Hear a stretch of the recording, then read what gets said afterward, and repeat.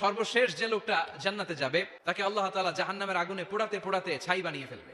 আল্লাহ বলবেন, জিব্রাইল যাও একটু দেখো একটা মাত্র সেজদা দিয়েছে আমাকে, এরকম কাউরে পাওয়া যায় কিনা। খুঁজে খুঁজে কাউরে পাবে না। আল্লাহ বললেন আবার দেখো, খুঁজে খুঁজে একজনকে পাবে, সামান্য ইমানের ছিটে ফোঁটা তার অন্তরে ছিল।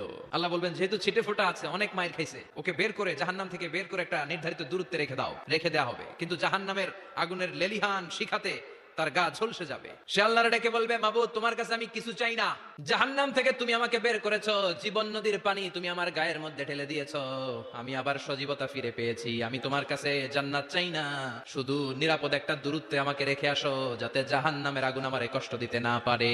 আল্লাহ জিব্রাইলকে বলবেন যাও এমন দূরত্বে রাখো যাতে জাহান্নামের আগুন ওরে কষ্ট না দেয়। রেখে আসা হবে, অনেকদিন সে ওখানে আনন্দে থাকবে, আল্লাহ শুকরিয়া করবে, সে মনে মনে বলবে বেঁচে গিয়েছি আমি। অনেকদিন থাকার পরে মনে মনে ভাববে বাইসা তো গেছি, কিন্তু নতুন করে একটু ট্রাই করে দেখি। আল্লাহ আগেই বলে রাখে আমি কিন্তু জান্নাতে যেতে চাই না। আল্লাহ বলবেন কি চাও? সে বলবে আল্লাহ তোমার জান্নাতটা তুমি কত সুন্দর করে বানিয়েছো, আমি একটা নজর শুধু দেখতে চাই, জান্নাতের দরজার সামনে নিয়ে যদি আমারে বসিয়ে রাখো দ্যাটস ইনাফ। আল্লাহ বললেন তুই না ওয়াদা করেছিস। সে বলবে আল্লাহ আমারে হতভাগা বানাইয়া তোমার কি লাভ? সুবহানাল্লাহ পড়ে, আমারে তুমি হতভাগা বানিও না। আল্লাহ বলে ঠিক আছে, আবার সিগনেচার কর যে জান্নাতের দরজার সামনে বসিয়ে দিলে আর কিছু চাবি না। সে সিগনেচার করে বলে আমি চাবো না।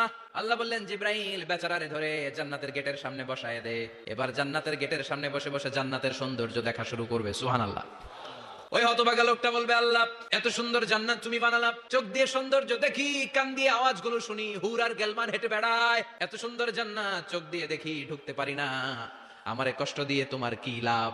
ও আল্লাহ আমারে তুমি মাফ করে দাও, জান্নাতের চিপার মধ্যে এক কর্নারে তুমি একটু আমারে জায়গা করে দাও। আল্লাহ বলবেন ওয়াই হাক ইবনা আদম, তোর ধ্বংস হোক হে আদম জাত, মা আগদারাকা, তোর চেয়ে বড় গাদ্দার আমি আমার সৃষ্টিকুলে কাউরে দেখি নাই, কারণ তুই আমার সাথে চুক্তি করিস আর চুক্তি ভঙ্গ করিস।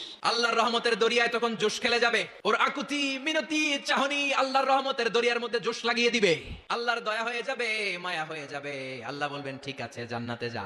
লোকটা এবার এক দৌড়ে জান্নাতের ভিতরে ঢুকে যাবে। লোকটার দৌড় দেখে আবার লোকটারে আল্লাহ ডেকে বলবে একটু দাঁড়া, জান্নাত তো দিছি, তো দৌড় দিলি কেন? সুবহানাল্লাহ কইবেন না? লোকটি বলবে আল্লাহ প্ল্যান তো আমি কম করি নাই, এত চেষ্টার ফলে আমি আসতে পারছি, আবার যদি তুমি বাইর করে দাও, এই জন্য এক দৌড়ে এমন চিপার মধ্যে লুকামো যাতে তুমি আমার না দেখো। আবার আল্লাহর রহমতের দরিয়ায় জোশ খেলে যাবে, আল্লাহ কাছে ডাকবে, কাছে আয়, ও গোলাম তোর কি মনে